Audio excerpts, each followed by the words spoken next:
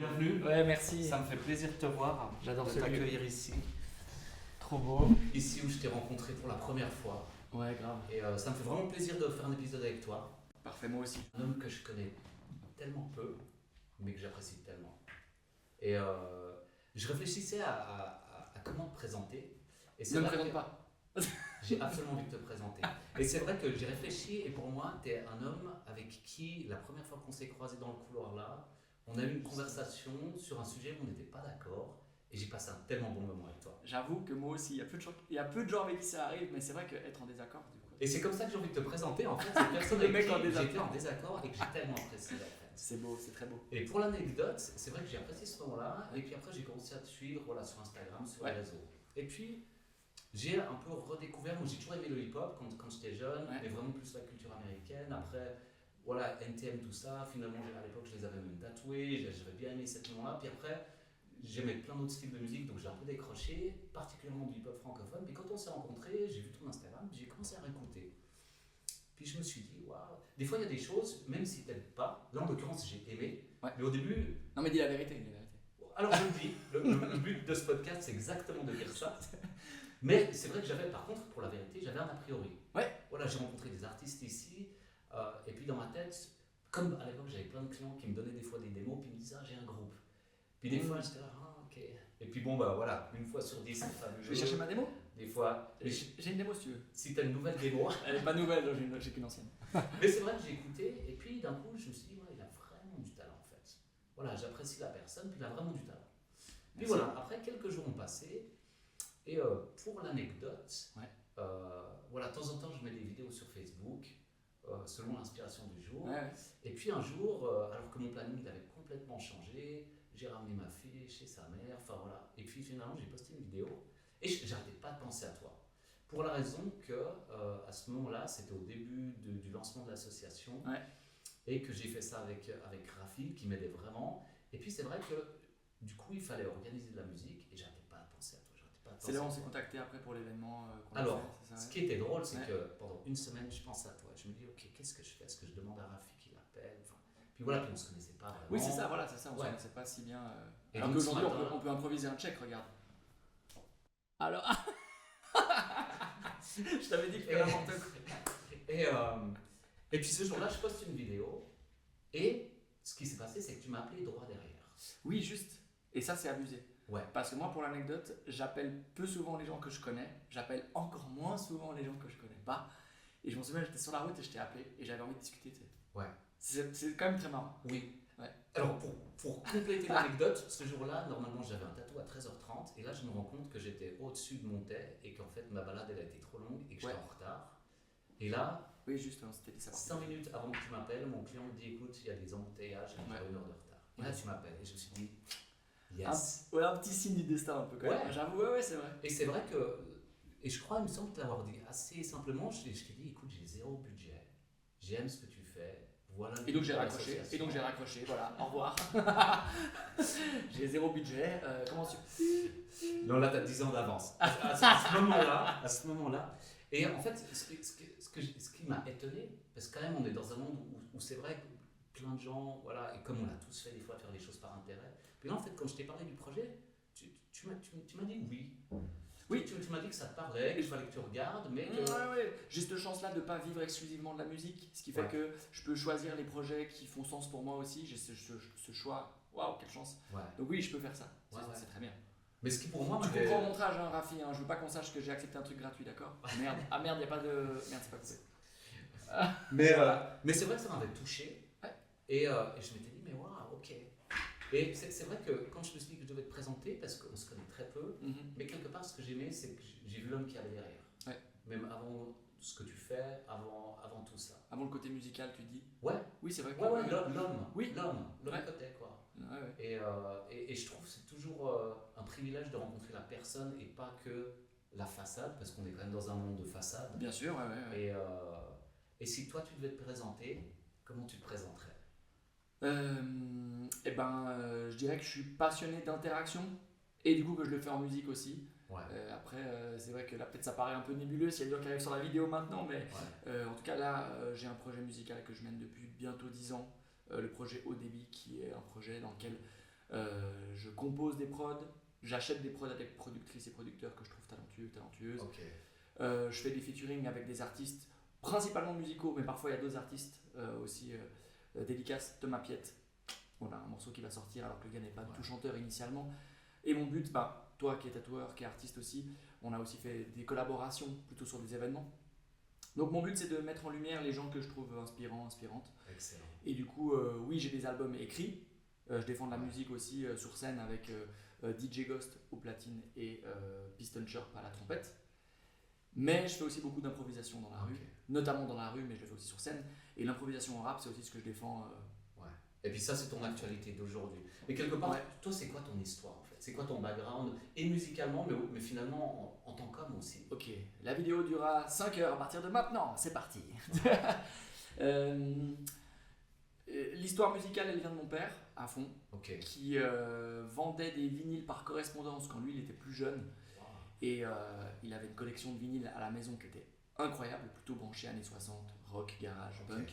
Puis en grandissant, il y avait toujours de la musique à la maison et je voyais mes parents apprécier la musique. C'est-à-dire que c'est de la musique qui était écoutée pour les moments du quotidien, genre il faisait la cuisine, mon père, il y avait de la musique, mais je le voyais danser aussi. Puis pour moi, la musique, ça a toujours été la joie. En tout cas, même le punk, le rock, je voyais mon père s'éclater dessus. Il va me faire écouter, puis s'éclater à me faire écouter. Du coup, il te parlait de la culture qui allait avec aussi? Alors oui, j'ai appris un peu par la suite, qui était très proche du skate. Mais en tout cas, je remarque aujourd'hui que dans la musique que je fais, c'est très souvent porté vers le côté énergique ou alors festif. Même si aujourd'hui, je commence à faire des morceaux un peu plus introspectifs, c'est pas l'approche que j'ai de base. Et même dans la musique que j'écoute, j'ai du plaisir des fois à découvrir des artistes qui vont faire des textes très conscients, voilà, mais je vais pas les réécouter. J'ai plutôt une approche festive de la musique. C'est l'héritage que tu as reçu. C'est ça, et très énergique en fait. Il y a un truc où ça me libère, puis ça me donne envie de faire des activités. Quand j'écoute la musique, c'est rare que je sois posé, calme. Je le fais de temps en temps, mais j'écoute souvent de la musique en étant en voiture, en faisant du skate. J'ai énormément associé musique, écouter et skate. Parce que quand je faisais beaucoup de skateboard, j'avais toujours des écouteurs et j'associais ça au mouvement en fait. Par curiosité, parce que du coup, je sais pas vraiment ton âge en fait. Toi, t'as quel âge? 65 ans. Juste pour ça, comment on a grandi, parce que c'est vrai que moi j'étais ado dans le début des années 90. C'est vrai que Thrasher Magazine venait de sortir. Qu'ils avaient sorti les compiles skate rock. C'est pour ça que je te pose la question. Est-ce que ça t'a impacté aussi? Alors, mais je pense mais un peu plus tard. Moi je suis de 92, du coup là j'ai bientôt 33 ans. C'est pour ça que je te voyais pas à tous ces concerts à l'époque. C'est ça, c'est vrai. Mais en tout cas, typiquement, il y a un magazine français qui s'appelle Chill.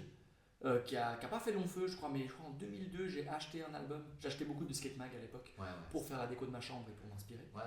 Et il y avait un CD avec, et j'ai dévoré ce CD. Et encore aujourd'hui, je l'écoute. Donc voilà, il y avait aussi la culture skate musicale, soit via les magazines, soit via aussi les jeux vidéo, Tony Hawk Pro Skater notamment, sur PS2. Et aussi SSX, qui est la version snowboard, mais où la culture musicale est vraiment genre énorme. Donc ta culture, quelque part, tu l'as prise où? J'ai pris la culture rock punk de mon père. Et avec qui tu t'entendais bien? Vous étiez proches? Avec qui on s'entend toujours bien. On se fait encore découvrir des morceaux aujourd'hui. C'est super cool. Et après, je pense que les jeux vidéo m'ont ouvert à d'autres styles qui étaient moins à la maison. Tout ce qui est électro, drum and bass, c'est beaucoup moins la culture de la maison. Mais je l'ai eu via les jeux vidéo. Vraiment. Donc, et après, je me suis ouvert à plein de styles musicaux. Et aujourd'hui, c'est vrai que. Donc, toi, tu as commencé assez jeune, du coup, à faire de la musique? Je pense que j'ai fait mes premiers cours de batterie, je devais avoir 9 ans. Et puis, j'ai continué la batterie pendant de nombreuses années, jusqu'à 17 ans. J'ai même eu un groupe aussi. Et du coup, la batterie, c'est vraiment un truc rock-punk que j'ai adoré. Génial. Et qui, en même temps, va vers le hip-hop. Parce que très clairement, c'est une histoire de beat. Excellent. Et du coup, quand toi t'as grandi, c'était quoi ton cadre familial? C'était une bonne ambiance du coup? Tout le monde s'entendait bien? C'était bonne ambiance. Je suis fils unique, du coup, c'était pas la volonté de mes parents. Ils voulaient d'autres enfants, mais je pense que j'étais un peu gâté pour ça. Fils unique, on n'a pas réussi à avoir notre enfant, donc vas-y, celui-là, on va lui. Vous avez dû en parler? C'est presque un fait? Je l'ai appris par la suite quand j'étais adulte. Je l'ai appris par la suite, mais ouais. Et puis j'ai grandi à la campagne, ce qui fait que j'avais un cadre de vie que je trouve vraiment très cool, très reposant. Donc t'as une belle adolescence quoi. Vraiment, mes parents ils ont retapé une ferme sur 15 ans de travaux. Wow. Mais du coup j'avais une batterie à la maison, je pouvais faire de la batterie, il n'y avait pas de voisins pour... Donc t'as quand même grandi vraiment avec des valeurs, avec une culture, avec beaucoup de richesse quoi. Ouais. Je pense que tu peux le dire, ouais, vraiment, ouais. Excellent. Ma mère, elle dessine beaucoup, elle est prof de trait manuel. Ouais. Et à l'époque, maintenant, j'ai perdu ça un peu. Même si j'apprécie dessiner, j'ai perdu la technique. Mais je dessinais énormément. Ok. Donc je me suis toujours évadé par un biais. Avant de faire de la musique, je dessinais. Ouais. Genre vraiment énormément. Alors là, j'ai une question. Parce que c'est vrai que, et pour moi, c'était le cas aussi à un moment où je pense que tous ceux qui ont eu une enfance pas facile ou qui n'étaient pas forcément heureux, qui se sont mis dans une passion, tu peux faire un truc excessivement bien, mais par colère. Comme moi j'ai aimé le punk à l'époque, et puis effectivement, tu revendiques des trucs, et par la colère, tu peux faire des trucs. La colère, elle peut te pousser loin. Et puis c'est vrai que ça peut être un moteur qui va te ronger, très clairement, mais à 15 ans, des fois, tu as envie d'un moteur comme ça. Et puis toi qui avais un cadre quelque part, du coup, vraiment avec des valeurs, tout ça, quand tu as été dans la musique, pour toi, c'était quoi ton moteur en fait? J'avais juste envie de faire un petit flashback pour que tu puisses définir aussi qui je suis en dehors de l'homme qui n'était pas d'accord avec toi. On dirait le titre d'un film, l'homme qui n'était pas d'accord avec toi. J'ai eu beaucoup de colère et de revendications, mais pas envers mes parents. En fait, à l'école primaire, j'ai eu beaucoup de frustration et de tristesse aussi, parce que j'ai pas réussi à me faire accepter comme je le souhaitais auprès des enfants de ma classe, ce qui fait que j'ai même changé d'école. Okay. Pour des histoires de harcèlement, je touche du bois invisible, mais il n'y avait pas encore les réseaux sociaux à cette époque, donc j'avais des moments de répit. Mais ça m'a apporté une détermination et une rage que j'ai d'abord exprimée dans le skate. Ouais. Et les personnes qui me connaissent un peu mieux, enfin quoi que je vais reformuler, les personnes qui me connaissent bien savent que cette détermination vient de ce moment-là de ma jeunesse. Okay, ouais. Mais de l'extérieur, certaines personnes pourrait penser que, je mets des guillemets là-dessus, je réussis tout ce que je fais parce que j'ai vraiment mis beaucoup de volonté et de persévérance dans toutes les activités que je faisais. Ouais. La batterie, le skate, j'ai fait aussi beaucoup de mix en tant que DJ, aujourd'hui le rap.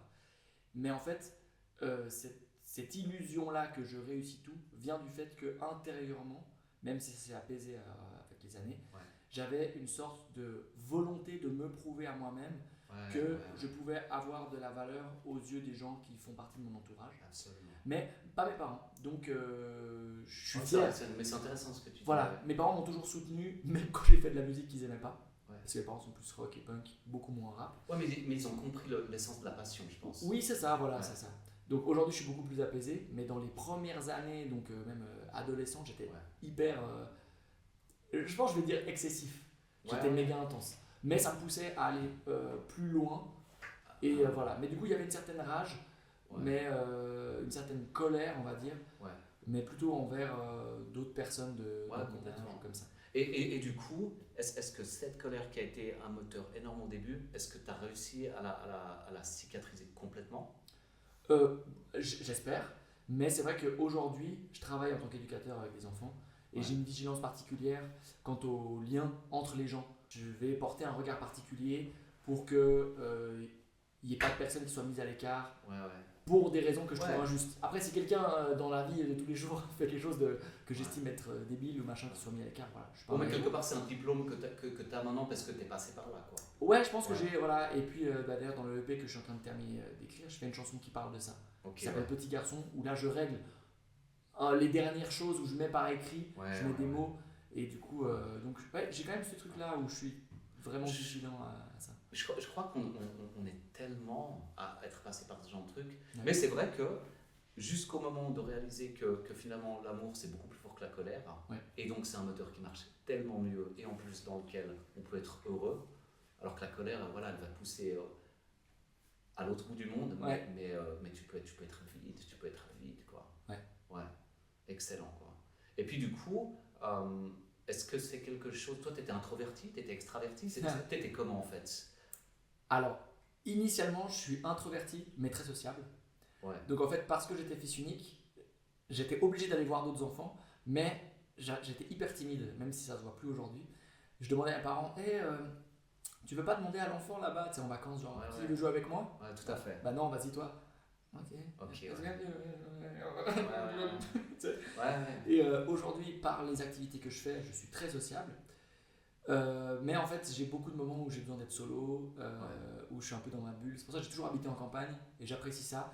Et j'apprécie ce contraste entre le moment où je vais performer, je vais être sur scène en interaction, puis je vais vraiment être le temps d'un projet, le centre de l'attention. Puis après, revenir dans ma bulle, rester à la maison, jouer aux jeux vidéo, lire des livres. Et puis, est-ce que pour toi, par exemple, parce que je trouve dans le hip-hop particulièrement, souvent il y a des gens, ils se créent un personnage, et puis quelque part, ils montent leur carrière sur ce personnage. Ouais. Et puis bon, ça c'est le hip-hop, mais il y a quelqu'un dans la banque qui va faire la même chose, il aura son personnage de banquier, cette espèce de masque. Et puis, avec les années, et c'est vrai quand je tatouais les gens, ce que j'aimais, c'est que toujours je les voyais arriver, puis ils posaient leur masque, et j'aimais la personne qui avait derrière. Ouais, okay. Et puis, des fois, de porter un masque qui nous plaît beaucoup. Et puis moi, pendant des années, c'était cool d'être tatoueur. Alors qu'au fond de moi, j'étais tellement pas sûr de moi, voire je m'aimais pas, etc. Okay. Est-ce que toi, tu as eu un moment où finalement, tu t'es fait un personnage, à un moment, ce personnage, il a posé problème, tu as dû essayer de le rattraper comment est-ce que toi, tu as construit ça? Oui, je suis toujours rentré dans la peau de personnage, justement du fait que je suis plutôt introverti de base. Ouais, c'est ça. Mais tu peux apprendre un rôle. Ouais, c'est ça. Mais que j'ai toujours été étrangement attiré par les activités dans lesquelles, in fine, je suis au centre de l'attention. Ouais. Le skateboard, tu le fais avec des gens, bien sûr, mais lorsque tu skates, souvent, tu es seul avec toi-même pour réussir ta figure. Ouais, et puis tu performes avec les encouragements de tes pairs. Voilà. En tant que DJ aussi, j'étais souvent seul. Après, j'ai performé aussi avec Oxa, que je salue, qui est un DJ incroyable, qui m'a aussi vraiment tiré vers le haut. Mais il y a beaucoup de moments où je mixais seul. Ouais. Et aujourd'hui, le rap, même si j'adore les collaborations, il y a beaucoup de concerts. Voilà. Puis même mon projet au débit, j'ai plein de gens qui m'aident, bien sûr, et sur scène, je ne vais pas réussir sans les musiciens avec lesquels je collabore. Mais je le fais aussi beaucoup seul dans la rue. Ouais. Et tout ça pour dire que je suis rentré dans des personnages. Et ces personnages-là, aujourd'hui, là, j'ai moins d'accessoires, mais au début, c'est une casquette. Ça dépend laquelle, il y a plusieurs marques.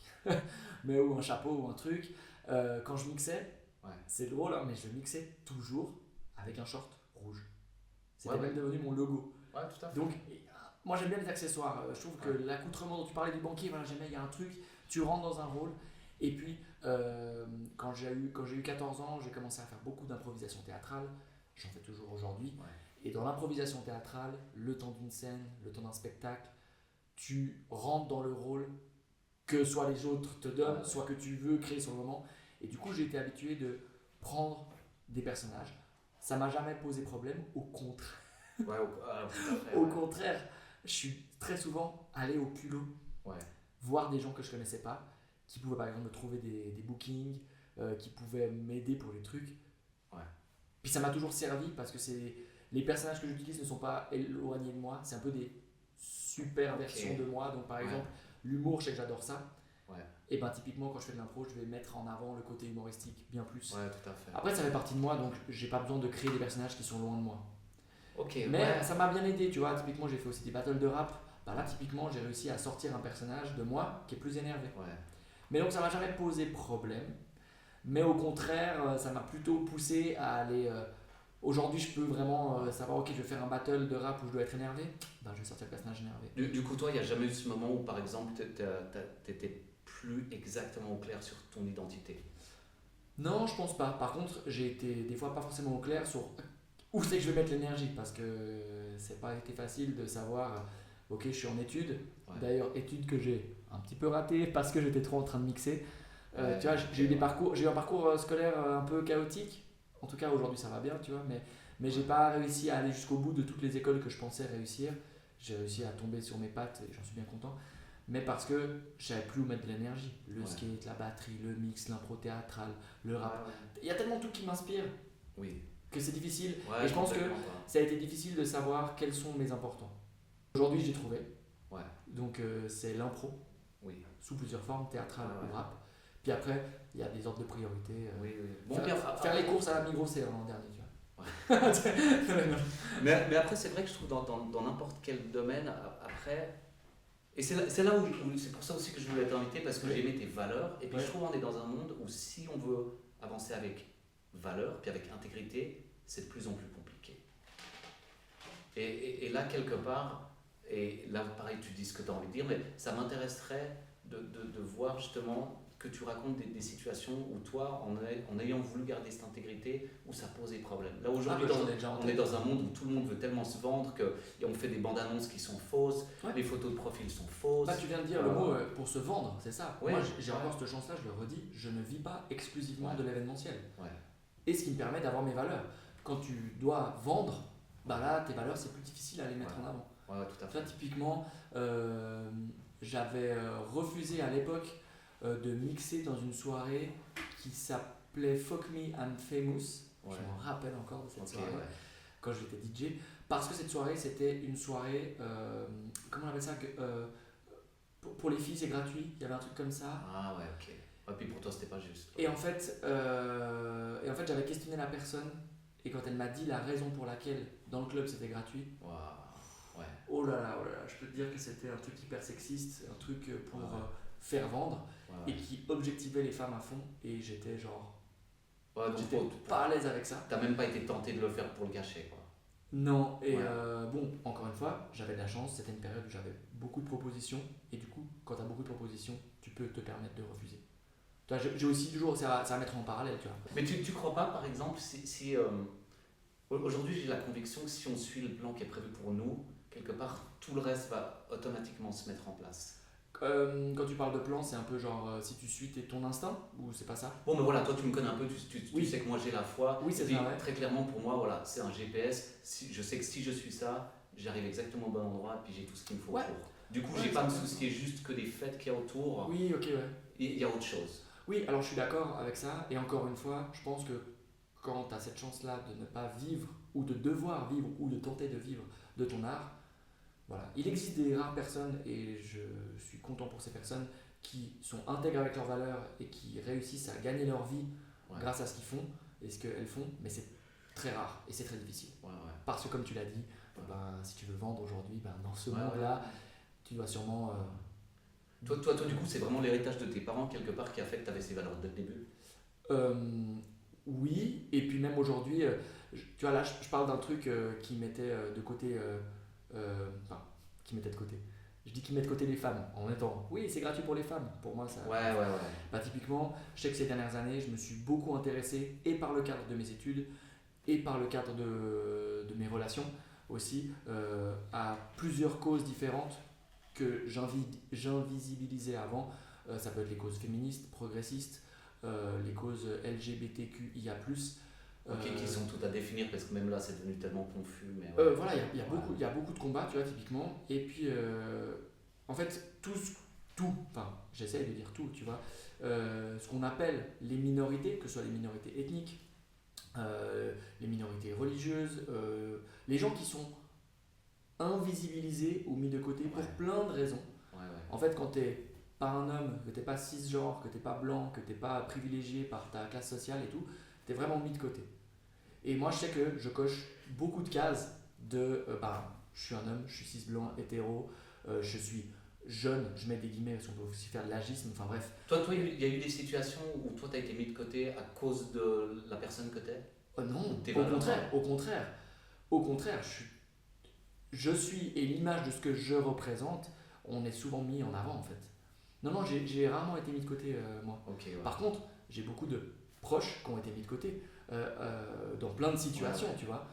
Pour toi, le hip-hop a conservé ce truc d'avoir un message revendicatif qui s'est un peu perdu, mais qui je trouve était vraiment à l'époque l'essence même du hip-hop en fait. Alors je peux pas dire si ça a été perdu, je peux pas le dire. J'en sais rien. De ce que tu observes de la scène tu vois, mine de rien, je connais mes limites, et ce que j'observe de la scène, moi, la scène, tu vois, je vais vraiment dire quelle scène j'observe. La scène suisse, c'est devenu vaste. Hein. C'est très vaste, tu vois. Et puis, en tout cas, j'ai de la chance de m'intéresser à plein de choses, et je vois plein de types de rap différents. Je connais des gens qui font du rap qui n'est pas revendicateur. Je connais des gens, je pense à DB Sound, qui est un artiste genevois incroyable, qui fait du rap hyper technique et en plus revendicateur, notamment de l'homosexualité, de l'existence de ça, et Il y a des gens que je croise des fois dans des open mic, une femme qui est hispanophone, qui est géniale, tu vois, qui met en avant aussi une culture défendue avec un langage que je connais moins, tu vois. Toi, c'est arrivé par exemple d'être dans une soirée, un festival, et puis t'es entre deux artistes qui revendiquent des trucs sur lesquels t'es pas du tout d'accord. T'as eu des situations comme ça où j'ai jamais été programmé dans des festivals où les artistes avant moi et après moi, voilà. Mais par contre, j'ai déjà vu des choses, genre je vais en rigoler, hein, mais j'ai déjà vu, ça me fait trop marrer. J'étais à la fête de la musique, puis vraiment, je vois une tente, il y a un petit concert, il y a des enfants qui dansent, parce que les enfants font la fête. Oui. Et puis vraiment, je vois un rappeur, et puis je les buzz, et puis je les nique. Et là, j'étais là, mais qu'est-ce qui se passe? Et du coup, mine de rien, j'ai rigolé, tu vois, mais alors là, Ouais, mais quelle tristesse, quoi. Mais alors, c'est vrai que je suis toujours. Oui, quelle tristesse, j'étais surpris. Et encore l'autre jour, je discutais avec une amie qui a des enfants que j'apprécie tellement. Mais j'entends tellement de gens qui disent qu'aujourd'hui, si le son est bon, ben, ils tolèrent des choses qui sont intolérables. Et c'est vrai qu'à un moment, je me rappelle la première fois que j'avais cette réflexion, j'étais là, mais si à l'époque, les nazis ils avaient sorti le meilleur beat, le meilleur beat, ça aurait été ok d'écouter ça. Et puis, c'est vrai qu'aujourd'hui, pour moi, le mot radical, c'est devenu un mot positif, dans le sens que, voilà, si tu veux faire les JO, c'est radical. Il va falloir bien te nourrir, il va falloir bien t'entraîner, c'est radical. Et puis c'est vrai que je trouve dans les choix qu'on a à faire dans notre vie, soit c'est oui, soit c'est non. Si tu prends un peu tout, tu vas quand même te faire un peu infecter tout. Puis je trouve que c'est vrai que finalement le son, tout ce que tu vas consommer, si tu ne consommes que des sodas, il y a un moment, il y aura un problème. Si tu n'écoutes que des trucs à un moment négatif, ça va quand même impacter ta vie. Pour revenir à ce que tu disais, quand on s'est rencontrés, on n'était pas en accord. J'ai rencontré un gars fascinant une fois. On faisait un trajet en voiture ensemble, on était en covoiturage, je ne le connaissais pas. Et puis on parle de rap. Et on se rend compte qu'on n'écoute pas du tout le même rap. Et lui, il écoute vraiment des sons hyper trash, hyper violents. Ouais. Et je me suis intéressé. Pourquoi? Et il m'a expliqué. Et c'était assez intéressant. Et lui, il disait, moi quand je vois le monde, quand je vois l'actualité, ça me fait de la peine. Et j'ai besoin d'un espace où en fait, je peux vraiment écouter des trucs hyper violents pour canaliser cette violence. Et lui, il était à l'inverse de moi, mais pour les mêmes choses. En gros, moi, quand je vois des trucs tristes, j'ai besoin de ma dose de bonheur. T'as envie de mettre de la joie, Et lui, il a besoin de violence pour extérioriser ça. Mais les deux, on faisait ça pareil. On faisait ça pour les mêmes raisons, en fait, pour se sentir bien après. Et lui, dans son quotidien, il dit, moi, je regarde de la MMA, je regarde des gens qui se cassent la gueule pour le sport, bien sûr, mais ça me fait du bien de voir de la violence. Ce qui fait que... le sport, c'est presque encore différent, et c'est presque un débat entier. Alors voilà, mais lui, il associait ça avec une forme de violence. Artistique ou dans le sport, et il dit voilà, moi je sais que c'est pour le son. Et du coup, alors en tout cas dans les sons qui m'a fait écouter, parce qu'on a écouté beaucoup de musique, c'est vrai qu'il y avait juste de la grossièreté et de la violence, mais il n'y avait pas de choses que je trouvais intolérables, il n'y avait pas de propos racistes, il n'y avait pas de... Voilà. Mais c'était assez intéressant. Et du coup, j'arrive à capter tout à fait. Et même, je me suis un peu prêté au jeu récemment, même si j'ai pas été hyper vulgaire, mais j'ai fait un battle de rap pour les Rap Contenders, qui est une ligue de clash de rap. Et le clash, ton but, c'est un adversaire ou une adversaire, et ton but, c'est de détruire cet adversaire. Le temps du jeu. Mais est-ce que toi, par exemple, tu crois que tu peux clasher sans un gros mot? Je te laisse voir mon battle et puis de juger, mais je crois l'avoir fait parce que aussi... Donc c'était ton idée de base, quoi. Oui, c'est ça. Oui. Ouais, c'est mon idée de base. Mais c'est parce que je suis comme ça. Dans la vie, j'utilise très peu de gros mots. Donc, je vais pas changer. Tu me parlais des valeurs aussi, je vais garder les mêmes valeurs. C'est ça. Mais parce que ça fait sens pour moi. Je bosse avec des enfants, ils regardent mes vidéos. Et puis même si c'était pas le cas, j'ai jamais, je suis pas proche je suis pas toujours d'accord avec les accords Toltec, tu vois, mais que ta parole soit impeccable, je trouve ça assez intéressant. Complètement. Et en faisant gaffe à ce que je dis. Mais chaque mot que tu sèmes, il y a quelque chose qui va pousser. Et j'y crois aussi quand même pas mal. Tout à fait. J'y crois pas mal, tu vois. Donc oui, même dans un battle de rap où tu peux être hardcore. Et puis même ce qui est cool, c'est que comme je suis tellement pas vulgaire, que si à un moment donné je sors une dinguerie et je suis vulgaire, les gens qui me connaissent vont être genre. Ouais, ça marche. Et de temps en temps, je joue un petit peu avec ça, rarement, mais de temps en temps, tu vois. Et quand je suis avec des potes, des fois on freestyle ensemble et tout, moi je suis hyper clean, et puis d'un coup, je sors un truc, une dinguerie, puis les gens du coup vont beaucoup plus, ça fait beaucoup plus impactant. Mais c'est vrai que ce qui est étonnant avec cette histoire de son, souvent les gens qui disent qu'ils écoutent ça, puis je leur dis mais à tes enfants tu mets ça, puis ils sont là, bah non. Mais pourquoi? Ouais, c'est mauvais. Ah. Tu sais, puis, c'est intéressant ça. Ouais, bah c'est ça. Et c'est là où c'est vrai de tatouer les gens, souvent bah, t'entends toute leur histoire, et puis c'est vrai que ça m'a toujours marqué comme à un moment donné, il y a des gens, tu peux être mal dans ta peau, voilà, il y a des gens qui vont se tailler les bras. Il y a des gens, ils vont se négliger inconsciemment, hein. Ils vont mal manger. Il y a des gens, ils vont écouter que des trucs voilà, intolérables. Puis c'est vrai que, en tout cas, j'ai remarqué dans ma vie, puis dans la vie de plein de gens, plus tu répares un peu toutes les cicatrices, plus tu remets tout neuf, moins tu as envie de ces trucs-là, en fait. Parce que d'un coup, tu te rends compte que l'amour, c'est un nettement meilleur moteur que la colère. J'ai toujours un exemple qui m'a marqué, mais tous les gamins, puis c'est vrai que c'est un film de ma génération, Scarface. Ok, ouais. Voilà. Puis Scarface, c'est devenu comme une espèce d'icône, un héros. Ouais. Alors que ce type, il tue, il n'a pas d'amis, il se fait tuer, c'est un toxico. Enfin, je veux dire, quelque part, si on dresse point par point, c'est une cata. Si on voyait le contrat, personne ne voudrait signer pour ce type-là.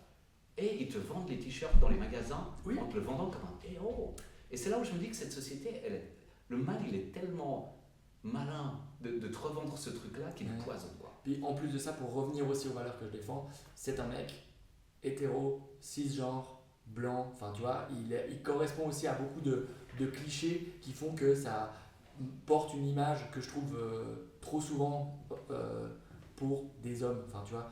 Moi je m'intéresse beaucoup aux masculinités. Alors il y a une vraie question, et j'ai aimé ce type qui posait une question, puis qui disait, parce que c'est vrai qu'aujourd'hui ça a besoin d'être redéfini, qu'est-ce que c'est un homme, qu'est-ce que c'est une femme. Et puis le type il posait une question que je trouvais intéressante, et il disait, voilà, si toi tu devais nommer un film qui représente qu'est-ce que c'est d'être un homme. Oh là là. Alors, déjà je sais pas si t'en as un. Mulan. Mulan. Mulan. Je suis trop content de ma vanne. Ouais, Mulan, elle se travestit en homme pour faire l'armée. Incroyable.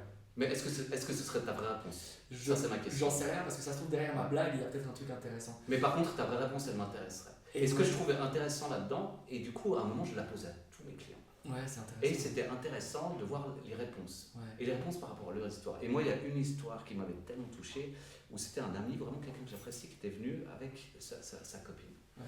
Et je lui dis, mais est-ce que toi, tu as un ou deux films qui représentent qu'est-ce que c'est d'être une femme? Et puis elle m'en a sorti deux. Elle m'a dit V comme Vendetta et Wonder Woman. Ok, ouais. Et puis sachant un peu son histoire, bah voilà, tu voyais les blessures, tu voyais l'envie de vengeance, tu voyais... Mais je trouve, une fois de plus, sans avoir résolu toutes ces blessures, quelque part notre vue elle sera toujours biaisée. Voilà, c'est comme si moi j'enlève les lunettes, je vais te voir, mais je vais pas du tout te voir comme tu es vraiment. Ouais. Avec ce qui va m'arranger, ce qui va pas m'arranger. Ouais, bien sûr. Ouais. Mais je trouve cette question elle est vraiment pertinente dans le sens finalement de on est dans un monde où on avance tous avec tellement de choses des fois pas réglées que tout peut tellement se déformer puis en fait on se rend pas compte que c'est déformé quoi. Puis bon, malheureusement je pense pas que les protagonistes des films, les héros des films, je pense pas qu'ils soient assez subtils pour offrir une version intéressante de ce que c'est un homme. C'est toujours héroïque selon des critères. Tu vois, j'ai en mémoire là un film qui s'appelle Little Miss Sunshine et c'est une fille qui veut faire un concours de chant. Ouais, très beau film. Ouais. J'ai adoré. Et puis en fait, dans ce film là, la famille la soutient. La famille, il y a aussi le père. Et puis tu vois, typiquement, ce père là, avec aussi, il y a aussi sa femme, puis il y a aussi, je crois, des frères et sœurs. Mais il fait des kilomètres pour emmener sa fille faire ce concours. Oui. Et du coup, ça, ce serait une image que je trouve magnifique. Bon, puis rien pour l'authenticité. C'est vrai qu'ils sont tous différents, mais ils sont authentiques. Puis c'est vrai, quelque part, pour moi, le but des podcasts aussi, c'est justement de montrer ce qui est vrai. Là aujourd'hui, dans les réseaux, c'est tellement... souvent, j'ai réfléchi, puis des fois, on me dit, mais est-ce que tu discutes avec les gens avant de les faire et tout? Puis dans ma tête, non, parce que finalement, comme je te disais, tout ce que tu as à cœur, ton histoire, c'est ton histoire. Puis elle est vraie. Et puis tu la connais, et puis tu sais ce qu'a été des blessures, tu sais ce qu'a été des challenges, comme tu sais ce qu'a été des victoires, et puis c'est ton histoire. Mais je peux dire que mon histoire, en tout cas, ce que j'ai grandi avec beaucoup de films, avec beaucoup de romances, qui aujourd'hui, je trouve, ne sont pas malheureusement assez multiples. C'est-à-dire qu'on m'a trop montré, et on a trop montré, selon moi, une image... Bon, le problème de la propagande dans tous les domaines, quoi. Dans tous les domaines, et moi, le domaine qui m'intéresse beaucoup, c'est la thématique des genres. Et du coup, l'image de l'homme fort, viril et tout ça, j'en ai pas trop souffert, je pense, parce que dans mon éducation, mon père, il avait beaucoup de facettes que j'ai pu voir. C'était quoi comme homme du coup? C'est un homme que je trouve très complet dans sa capacité à me parler du monde et de plein de choses qui sont considérées comme de la vulnérabilité, l'ouverture d'esprit sur la différence. Je peux dire que mes parents ont des amis de plein d'origines, de plein de sexualités différentes, de plein d'âges. Vous avez toujours parlé quoi. Toi, t'as grandi dans une famille où on parlait? Oui. Oui, même si dans toutes les familles et dans la mienne aussi, il y a eu des moments où c'était plus compliqué de mettre tout à fait. Mais suivant les cultures, il y a quand même certaines. Moi, mon père était asiatique. La légende de se regarder, de se comprendre sans dire un mot, c'est une légende quoi. Sauf qu'effectivement, c'est une culture où tu parles pas quoi. Nous, il y a eu beaucoup de communication. Mes deux parents. Suisses. Tessinois pour mon père, française et allemande pour ma mère. Mais mes deux parents ont des vécus où c'est un peu des écorchés. Et ils ont vécu les deux des enfances difficiles et des liens avec leurs parents difficiles, ce qui fait que quand ils m'ont eu, ils se sont dit, vas-y, on va tenter de faire un truc cool quoi. C'est eux qui t'ont partagé leur histoire ou c'est eux qui m'ont questionné. C'est eux qui m'ont partagé, Puis je l'ai vu parce que j'ai connu, pour un bout, pas beaucoup, mais j'ai connu un peu mes grands-parents. Et certains grands-parents que j'ai vus, j'étais comme, c'est bizarre un peu. Donc voilà. Mais à fond, donc beaucoup de liberté de parole. Du coup, quand tu écris tes textes, toi, du coup, t'étais imprégné de tout ça un peu? Ouais. Après, il y a aussi beaucoup d'humour. Et pour moi, l'humour, c'est une manière de prendre les choses au sérieux. Pour moi, en tout cas. Pour moi, faire de l'humour sur un sujet, c'est qu'il faut connaître le sujet. Je vais pas commencer à faire de l'humour sur des sujets que je connais pas. En tout cas, j'espère pas le faire trop, tu vois. Mais en tout cas, pour moi, avoir de l'humour, c'est s'intéresser à quelque chose. Et pouvoir le tourner en dérision, c'est aussi savoir qu'est-ce que ça implique. Je sais plus quel humoriste disait qu'on ne plaisante pas avec l'humour. Mais j'aime bien cet adage-là. Et dans ma famille, en tout cas, il y a eu beaucoup d'humour. Ma mère est passée par une maladie mortelle, typiquement. Et il y a un moment donné, on ne savait pas si elle allait survivre. Et dans les moments de tension comme ça, elle a déjà fait des dingueries. Genre, on fait un repas. Et puis elle demande à mon père, tu peux faire la vaisselle? Puis il dit, puis le médecin, je vais peut-être mourir. Pardon, mais je trouve ça hilarant. Je m'excuse, mais je trouve ça hilarant. Non, alors ça c'est une force, ou alors c'est quelque chose qu'on doit apprendre, mais tout le monde n'a pas cette qualité. Non, et dans ma famille, on a l'humour un peu étrange, et des fois on sort des dingueries dans des moments où on s'y attend vraiment pas. Mais du coup, je sais que mes parents, avec plein de sujets, ils m'ont inculqué beaucoup de valeurs, et aussi de pouvoir rire. Alors évidemment, on ne va pas rire quand on est au plus mal, mais pour moi, de pouvoir de temps en temps se décentrer un petit peu puis avoir de l'autodérision, je trouve que c'est magnifique. Alors c'est nécessaire, Je pense aussi que c'est nécessaire. En tout cas, tout ce que je fais, je le fais avec autodérision. Pour revenir un peu sur la musique, je le fais aussi avec beaucoup d'autodérision. Quand il y a des gens sur les commentaires de vidéos ou, c'est rare qu'on me le dise en vrai en fait, mais qui me disent des trucs qui me clashent, ça me passe vraiment au-dessus, ça me fait même rire. Un battle d'un gars qui me clash, je trouve génial.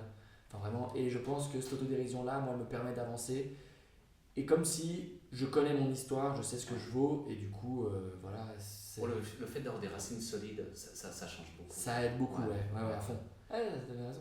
Les racines, Mais l'humour m'accompagne quand même un maximum, et que ça me fait du bien de rire. Et parfois, je tape des fous rires. Puis c'est un outil fascinant, quoi. Mais c'est vrai que je le remarque. Alors, c'est vrai que l'humour, ça va aussi masquer le fait d'être pas sûr de toi. Comme il y a des gens, ils vont être arrogants, comme il y a des gens. Voilà. Et puis après, cette période-là aussi où je me cachais derrière l'humour, bien sûr. C'est ça. Et puis après, je trouve, pour moi, vraiment, et ce que j'aime justement dans les discussions, dans les podcasts, c'est l'histoire des gens qui finalement, il y a eu ça, ils ont utilisé ça au début pour se protéger, puis après, finalement, ils ont trouvé leur identité, et puis quand tu trouves ton identité, finalement, tu peux te détacher de ces béquilles. Et puis, pour moi, c'est vraiment tout ce cheminement que je trouve intéressant, en fait. Parce qu'il y a plein de gens aujourd'hui qui croient qu'en fait, tous les autres, ils vont bien, puis pas eux.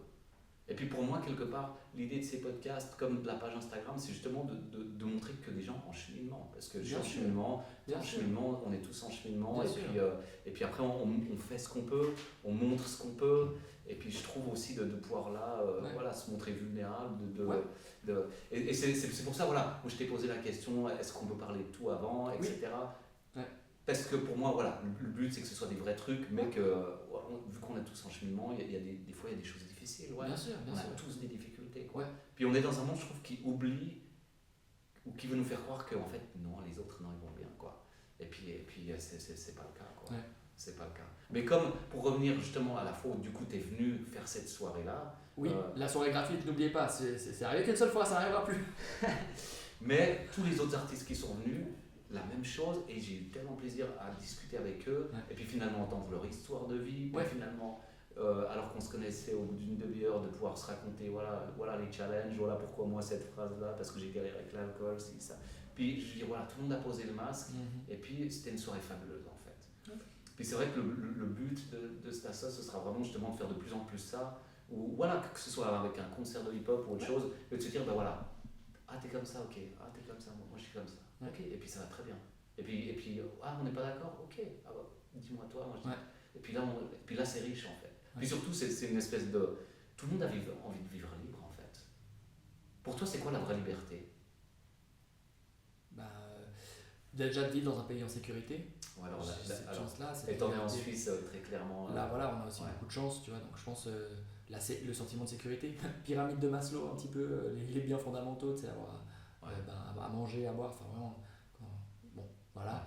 Puis après, dans ma vie où tout va bien, mes libertés, ça va être la liberté d'expression, on n'est pas censuré, en tout cas, tu vois, même là. On oublie qu'il y a des pays où tu vas en prison suivant ce que tu dis, c'est ça. C'est une réalité. Tu vois, donc il y a tous ces trucs-là, tu vois, voilà, donc pour moi la liberté ce sera ça, puis mon sentiment de liberté ce sera quand mes proches ou les gens que j'estime, et comme j'estime beaucoup de gens, puissent être libres aussi. Et puis là j'ai une question, et c'est vrai que moi je trouve, encore ce matin je discutais avec une amie sur le fait de pardonner, puis pardonner, tout le monde sait qu'il faudrait, tout le monde sait, et puis quelqu'un qui est un peu intelligent, il sait que ça va être bon aussi pour lui, etc. Puis on peut le faire cérébralement, on a compris, on est ok, puis le cœur pas forcément. Tu vois ce que je veux dire? Puis je trouve il y a un moment, c'est de comprendre que c'est deux organes différents, et puis comment faire pour, il y en a un il est plus facile à régler que l'autre. tu vois ce que je veux dire?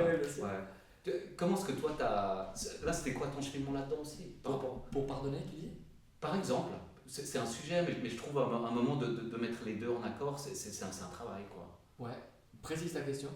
Justement, voilà, par exemple, à l'école, visiblement, tu as eu du harcèlement, des trucs comme ça. Il y a un moment, tu comprends qu'il faut pardonner, tu as envie d'être heureux, et puis peut-être dans le cœur, tu as encore de la rancune. Alors non, moi je suis vraiment allé voir les gens.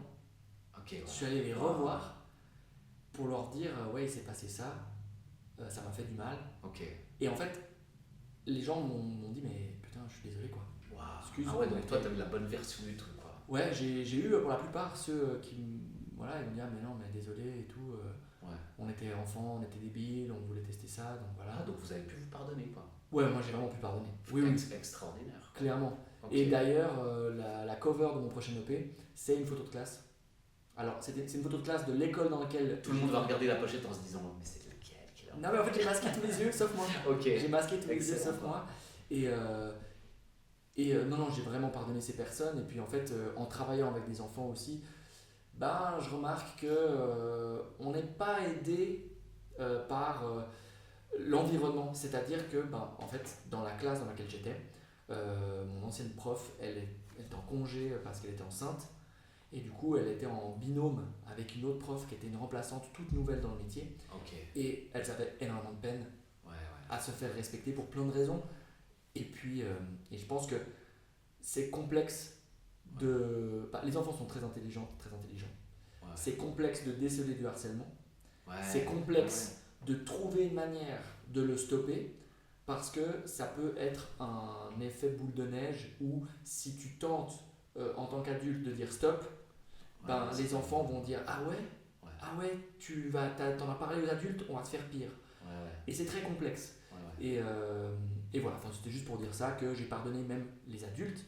Parce que moi j'en ai voulu aussi aux adultes qui n'ont pas fait suffisamment selon moi. Ouais, tout à fait. Ah ouais, ça va vite, Et comme j'ai toujours été un gros raconteur d'histoires, même quand j'étais enfant, j'adorais raconter des histoires. Quand je parlais de harcèlement à mes parents et que j'avais 7-8 ans, ils ne me croyaient pas, ils disaient mais t'exagères le truc. Et heureusement, mes parents sont venus aux promotions, c'est la fin de l'année, on appelle ça les promotions. Et en fait, ils ont vu qu'il y avait 2 bancs disponibles pour la classe qui était la mienne. Et il y avait tous les enfants de la classe sur un banc. qui s'étaient tous serrés. Moi j'étais tout seul sur le banc.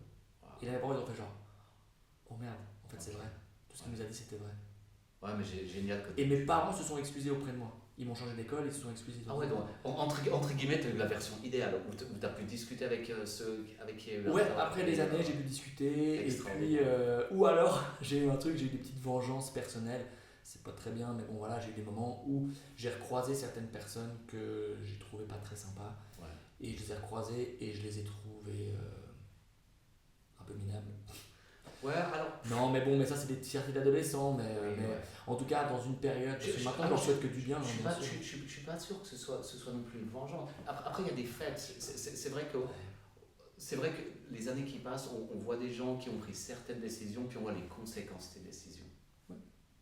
Et puis, des fois, ça peut être juste une observation sans être un jugement. Ouais. C'est vrai que je trouve. À un moment, il faut discerner qu'est-ce qui est quoi. Mais il m'arrive un truc très marrant, tu vois, pour te dire. Donc, au fur et à mesure des années, j'ai fait de la musique, j'avais ce projet où j'étais DJ. Et puis, pendant 6 ans, j'ai mixé dans beaucoup de clubs à Genève. Et un jour, je me fais booker dans un club qui n'est pas mon style, qui est un club un peu, je mets des guillemets, un peu huppé, un peu bling bling. Et moi, j'ai toujours été loin de la musique commerciale. Mais j'étais booké dans ce club-là. Ouais. Et un jour, donc on devait avoir 19-20 ans, donc aussi, voilà. Mais lui, il a eu des illusions et tout machin. Ouais. Mais voilà, c'était juste un moment un peu. Mais c'est bête, même quand j'y repense. Mais tu vois, dans les clichés hétéro, lui, il était dans son, j'en sais rien, dans son monde avec 2 femmes. Enfin, j'en sais rien, même encore ça, c'est un gros cliché. Mais lui, il était content. Puis le fait d'avoir une qui s'enlève de lui, qui vient me parler, puis lui qui me reconnaît. Puis il fait, ah, salut. Mais c'est vrai, c'est là où j'aime cette question de qu'est-ce que c'est d'être libre. Ouais. Et puis c'est vrai que tant qu'il y a ces chaînes, voilà, que ce soit la rancune, que ce soit. C'est dur d'avoir la liberté. Quoi. Ouais. C'est dur d'avoir la liberté. Et puis toi, du coup, c'est quoi maintenant un peu ton actualité? Les gens, ils peuvent te trouver où? Ouais. Comment est-ce qu'ils peuvent voir ton message? Parce que pour moi, tu es quand même quelqu'un qui a un message. Quoi. Ouais, en tout cas, le message, je le distribue beaucoup via les réseaux, c'est vrai. Ouais. Sur mon Instagram, Haut Débit Musique. Après, parce que je sais qu'il y a plusieurs réseaux, je mets aussi le contenu sur TikTok, sur YouTube également. Ouais. Voilà, donc c'est là. Puis après, sur les plateformes de streaming, qu'importe ta plateforme préférée, normalement, je suis dessus. Ouais. Donc Deezer, Apple Music, Spotify, voilà. Je sais qu'on peut aussi acheter ma musique via Beatport. Pas Beatport, excuse-moi, je confonds. Via Bandcamp, voilà, qui est une plateforme qui permet aux gens, s'ils souhaitent, ils peuvent acheter l'album au prix de leur choix. Ouais. Donc voilà. Excellent. Mais voilà, puis généralement via Instagram, c'est là que je mets tout. Et puis voilà, puis finalement je suis avec mon projet Haut Débit, du coup, soit dans la rue, soit dans des festivals. Ça va être le 20 septembre au Poulpe Festival, 19 et 20 septembre, Poulpe Festival à Payerne. 21 septembre, je vais être à Nyon pour un festival au bord du lac fait par mes potos NK Manufacture, le skate local, je te kiffe Armand. Et puis voilà, puis sinon on me capte toujours au Chat Noir pour de l'improvisation théâtrale à Genève. C'est une salle dans laquelle je fais de l'impro théâtrale avec les Troubadours du Chaos. Je vais intervenir aussi à la Parenthèse à Nyon avec la compagnie La Fusée. Je vais faire quelques spectacles aussi. Okay. Et puis je reprends aussi un truc, c'est bien que tu le mentionnes, pour justement où est-ce qu'on me retrouve. J'ai lancé une mailing list. Je mets à jour un truc. Là j'ai fait une petite pause, mais je vais reprendre en septembre. Okay. Donc s'il y a des gens qui sont intéressés, je fais un partage complet de skate, rap, enfin skate, j'ai pas trop d'actu en skate, mais toutes les passions, quoi, toutes les choses. Découvertes de films, de livres, de trucs, donc de jeux de société aussi, j'aime beaucoup de choses. Puis je fais une sorte de petite gazette sous format PDF que j'envoie par mail aux personnes intéressées. Excellent. Et donc ça centralise plein de trucs que je découvre aussi, puis les gens que j'ai envie de mettre en avant. On se voit aussi à Paléo. Je suis speaker pour le Club Tense, donc dès qu'il y a un concert au Club Tense. Multi, voilà, et puis voilà, puis du coup, je suis toujours là. J'ai encore 2 questions à te poser. Bien sûr. La première, c'est finalement cette phrase Destroy what destroy you, détruis ce qui détruit. Si tu devais la mettre dans ta vie, elle représenterait quoi cette phrase? L'alcool. J'ai arrêté de boire de l'alcool depuis presque 8 ans. Wow. Et ça me va super bien, parce que tout le monde pense que je suis bourré tout le temps. Qu'est-ce qui a fait que tu as pris cette décision? En tant que DJ, quand j'ai mixé en club, j'avais les boissons gratuites. Ouais. Et j'ai vraiment profité de la gratuité. Ouais. D'ailleurs, excusez-moi l'usine à Genève, désolé pour les déficits au bar, mais tu vois. Et j'ai fait un accident de skate en 2012, j'ai une belle cicatrice ici, et j'avais la gueule de bois, puis je suis allé skater. Wow. Et voilà, c'était assez incompatible. À cette époque-là, je faisais des compètes de skate, et des fois je buvais aussi beaucoup. Et je me suis challengé de dire, ah tiens, est-ce que je peux tester une soirée sans boire de l'alcool? Et tu savais que tu avais un problème ou pas trop? Ou tu t'es juste dit, je vais essayer? Je pense que je m'en rendais compte aussi. À partir du moment où j'ai eu cet accident, que j'aurais pu, je pense, éviter, sans avoir bu, voilà. J'ai aussi eu un ami qui est décédé parce qu'il avait trop bu, puis il est tombé d'un toit. Wow. Ça m'a vachement choqué. Ouais. Et puis voilà, je me suis dit, bien, pourquoi pas essayer de ne pas boire. Et puis tu as vu la différence. J'ai vu la diff sur aussi mon bien-être et tout. Puis c'était quoi pour toi vraiment ce qui t'a marqué comme différence? La gueule de bois quand tu l'as pas, c'est génial. C'est incroyable. Ouais. Puis après, oui, l'alcool ça désinhibe, mais comme je suis assez désinhibé de base, j'ai pas besoin de l'alcool pour aller parler aux gens ou pour faire des. Non, mais à l'époque, j'ai entendu une phrase qui m'avait marqué. Ouais. Cette phrase, c'est: l'alcool sert à te faire te sentir comme tu voudrais te sentir sans alcool. Magnifique, très très intéressant. Et je me rappelle d'un client qui me racontait que voilà, dans son couple il y avait un problème, mais que c'était impossible de discuter. Puis je dis, mais colle ce post-it sur le frigo. Et c'est vrai que je trouve, quand on est seul face à une phrase, bah, au fond de soi, on sait. Quoi. Mm-hmm. Comme cette question, si je te dis, est-ce que tu es heureux dans ta vie, tu le sais la réponse. Puis c'est vrai que ce post-it, il m'a toujours remarqué. Intéressant, ouais. Ouais. Puis après, j'ai aussi conduit, j'ai aussi passé le permis, puis en tant que nouveau conducteur, tu as le droit à 0. Ouais, donc tu as vraiment pu voir les bénéfices. Quoi. Ouais, voilà, puis je suis bien content. Ouais. Les gens, ils ont remarqué un changement chez toi? Non. Ouais. Non, pas forcément. Non. Ouais, c'est toi qui l'as vu pour toi-même. Quoi. Voilà, c'est ça, ouais. Et puis ça me va vraiment bien. Quoi. Excellent. Quoi. Donc ça, c'est derrière. Ouais, ça c'est derrière. Ouais, génial. T'avais annoncé 2 questions, je sais pas si. C'est vrai. C'est vrai. Non, je veux pas te piéger. Non, mais c'est vrai qu'en fait, rien que sur ce sujet, aujourd'hui, j'entends tellement de gens justement qui ont arrêté de boire, puis qui se rendent compte que dans toutes les soirées, on leur demande s'ils ont un problème. Voilà. Je connais quelqu'un, je ne vais pas le citer, mais qui me raconte, qui est dans les affaires et tout ça, qui planque une bouteille de jus de pomme avec lui, parce que ça a la même couleur que le vin blanc ou comme ça, et qui remplit son verre. Socialement parlant, ma masculinité a été souvent remise en question par rapport à ça, ce qui est complètement absurde, mais j'ai des remarques de personnes, je suis dans un bar, puis je dis je vais prendre un sirop, non je te sers pas ça, c'est pas une boisson de bonhomme. Non, mais là j'ai envie de rigoler. Mais quel triste. Mais c'est vrai que quand j'ai déménagé en Valais, il y a des mecs qui ont refusé de me serrer la main. Et après ils me disaient mais pourquoi? Puis quand je leur disais parce que j'ai envie d'être heureux et libre, 2 minutes après ils me disaient qu'ils avaient perdu le permis, que leur femme est partie. Et finalement en fait, ça m'a ouvert des conversations fascinantes. Enfin voilà, la petite parenthèse. Et la dernière question que je voulais te poser, c'est quoi le meilleur conseil qu'on t'a donné dans ta vie? Un conseil vraiment qui a changé ta vie? Fais du skate. Ok. Parce que derrière ça, il y a toutes les valeurs du skate, toute l'entraide et tout. Okay. Mais, je pense que je remercie encore, et ils vont se reconnaître, Thomas et Mathias, colonie de vacances. Voilà, c'est 2 artistes aussi. Ouais. Et c'est vraiment des gens que j'ai rencontrés à l'été où j'allais changer d'école et puis j'allais passer au secondaire et puis j'avais une école primaire difficile. Donc j'étais assez vulnérable. Ouais. Et dans cette colonie de vacances, je me suis super bien entendu avec ces 2 moniteurs. Aujourd'hui, il y en a un qui dessine sous le nom de Fichtre. L'autre, il a un nom d'artiste qui s'appelle Black Sperm, mais il est génial. Oui, parce que juste on parlait avant de... mais c'est 2 personnes moi, qui m'ont ouvert sur le côté artistique. Et Thomas, il skatait et ça m'a tellement fasciné. Et c'est 2 personnes qui ont été pour moi des mentors. C'est marrant, j'allais te dire ce mot qui est tellement important. Vraiment, mais ils ont des valeurs et ils avaient beaucoup d'humour. Je pense que l'humour aussi, ils m'ont fait tellement rire et ils m'ont tellement mis en valeur. En fait, pour l'anecdote encore, dis-toi que je pars en vacances avec mes parents à l'île Maurice. Et puis mes parents, je suis en vacances, je dois avoir... T'as vraiment des parents bien, dis donc. Ouais, pas mal, ouais. J'avais 10 ans et j'étais sur la plage. Puis mes parents, va jouer avec des gens. Ouais. Bon, ok, je vais jouer avec des gens. Et puis là, je joue au beach volley avec un mec et sa sœur. Puis ils sont super cool. Puis le gars, il doit avoir 17 ans. Moi, je l'adule comme un Puis il est super marrant. Je le trouve trop marrant. Puis il me fait du bien. Puis c'est cool. Puis je joue avec lui quelques jours. Puis voilà, puis il parlait français. À 10 ans, je ne demande pas aux gens d'où ils viennent dans la vie. Donc le gars, je joue avec lui et on se voit quelques jours et tout. Trop cool, trop marrant. Je finis les vacances. Je vais à Saint-Sergue, dans une colonie de vacances. Et le gars, il est moniteur là-bas. Excellent. Et il me croise, il me dit mais non. Et le fait qu'on se soit croisé l'île Maurice par hasard, quelques semaines avant, et là, il m'a mis en tant que chouchou, il m'a privilégié. Excellent. Le soir, il faisait un truc, il venait dans les dortoirs.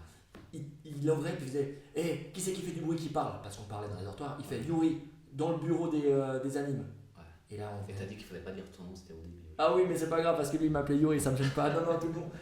Et il me dit ouais, dans le bureau. Moi je me dis mais et en fait c'est quoi? On matait des films avec les monos, il m'offrait des pop-corn et tout. Donc moi j'ai passé la meilleure colonie. Excellent. Et il graffait hyper bien, il dessine toujours d'ailleurs hyper bien. Donc il y a eu vraiment une transmission de culture qui était vraiment, c'est des gens. Et puis et encore aujourd'hui, on a un CD gravé d'une vidéo où on faisait du freestyle sans skate, on slidait des rondins de bois. Ouais.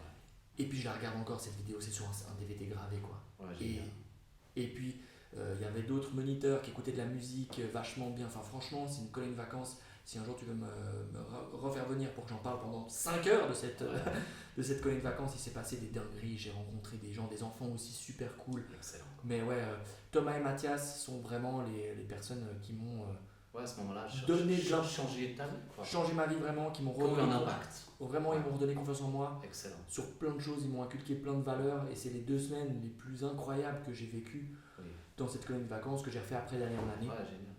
Et j'ai toujours contact avec eux. Génial. Mais comme toi, tu as un impact aujourd'hui dans la vie d'autres gens. Et voilà pour moi, vraiment, le but du partage, c'est. Voilà, j'aime que tu as parlé des racines, des valeurs. Ça, c'est un réel impact. Mais en tout cas, je te remercie vraiment d'être venu là, de partager, d'être l'homme que tu es. Ouais, merci aussi parce que c'est trop cool de pouvoir parler avec toi, franchement. Ouais, vraiment un plaisir. En tout cas, je te remercie et puis on va suivre ton actu. Trop bien.